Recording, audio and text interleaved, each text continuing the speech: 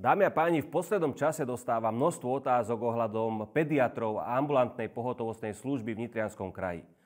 V prvom rade chcem všetkých ubezpečiť, že sme spolu s poslancami Nitrianskeho kraja zabezpečili, aby pohotovostná služba pre deti v našom kraji fungovala aj naďalej.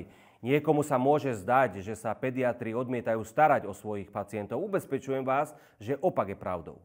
A ak aj podávajú výpovede, tak len preto, aby upozornili na vážnosť situácie v zdravotníctve 3 roky neschopnej vlády, ktorá nám teraz pod oknami vykrikuje z amplionov nezmysly a bije sa na uliciach, sa postarali o to, že nám horí celé Slovensko a nevieme, čo skôr hasiť.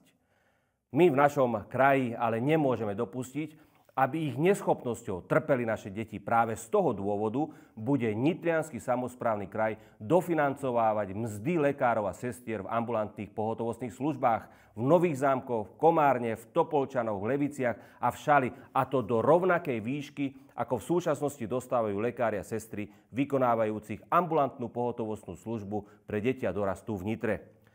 Týmto zabezpečíme plnohodnotnú zdravotnú starostlivosť pre naše deti a dorast aj naďalej. Áno, priatelia, zas a znovu ide župa zachraňovať situáciu, do ktorej nás dostali Matovič s Hegerom a úradnícka vláda progresívneho Slovenska. Dámy a páni, župa ale nemá neobmedzený rozpočet a pokiaľ v septembri nepríde konečne vláda, ktorá aj niečo vie a dokáže, tak to už dlho nevydržíme.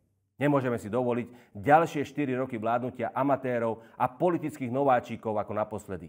Potrebujeme silnú a stabilnú vládu, inak to už naozaj naše regióny dlho nevydržia.